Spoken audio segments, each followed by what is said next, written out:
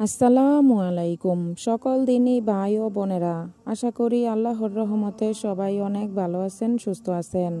প্রথমেই বলে নেই, এখানে সব বাস্তব জীবনের দোয়া কবুলের গল্প শোনানো হয়, যা সংগ্রহ করা, এবং এখানে কোনো বানানো, মিথ্যা বা অবাস্তব দোয়া কবুলের গল্প বলা হয় না।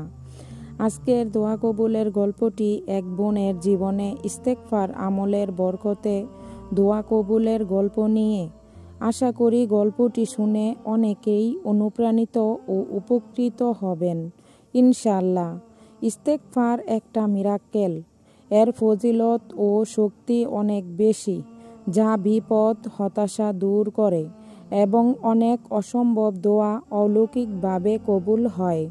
জীবনে অনেক মিরাক্কেল ঘটে, জীবন বদলে যায় এর বরকতে। পাপ মোচনের পাশাপাশি আল্লাহর প্রিয় বান্দা হওয়া যায় ও আখিরাতে রয়েছে জান্নাত। জানেন, আল্লাহ তার প্রিয় বান্দাদের সব দোয়াই কবুল করে নেন ইস্তেগফারের বরকতে। তাই আপনারা বেশি বেশি ইস্তেগফারের আমল করুন। তবে ইস্তেগফার শুধুমাত্র আল্লাহর সন্তুষ্টি ও ক্ষমা লাভের জন্য মন থেকে পড়তে হবে, তওবার উদ্দেশ্যে। দেখবেন তখন এমনিই দোয়াগুলো কবুল হতে শুরু করবে। নিয়মিত ইস্তেগফার সত্যি জীবন অলৌকিকভাবে বদলে দেয়। দোয়া কবুল হতে দেরি হলে সবর রাখবেন ও বন্ধ করবেন না চাওয়া, কেননা আল্লাহ মুহূর্তে জীবন বদলাতে ও মুজিজা করতে পারেন।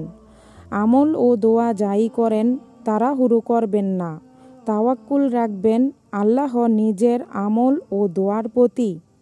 দোয়া কবুলের গল্পে আসি। বোনটি লিখেছেন, আসসালামু আলাইকুম আপু, ইস্তেগফার মিরাক্কেল অসম্ভব দোয়া কবুলের যা অলৌকিক। আমি 2 মাস আগে এতটাই ডিপ্রেশনে ছিলাম যে ভাত খাওয়া বন্ধ হয়ে গিয়েছিল। গলা থেকে ভাত কোনোভাবেই নামতো না। সর্বদা আমি ইস্তেগফারের আমল করতাম।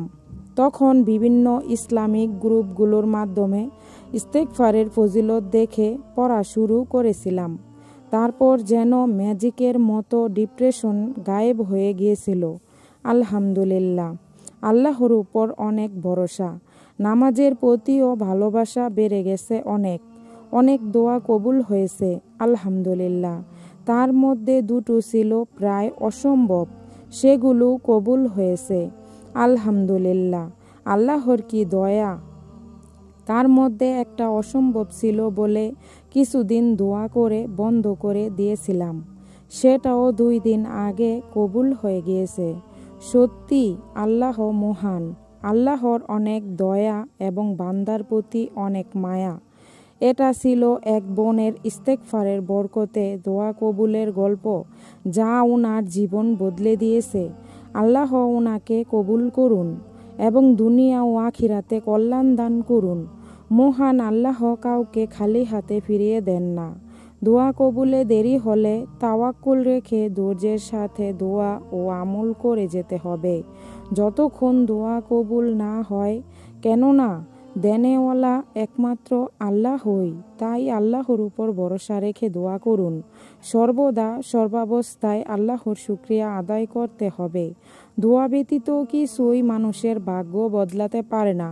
দোয়ার শক্তি অনেক বেশি।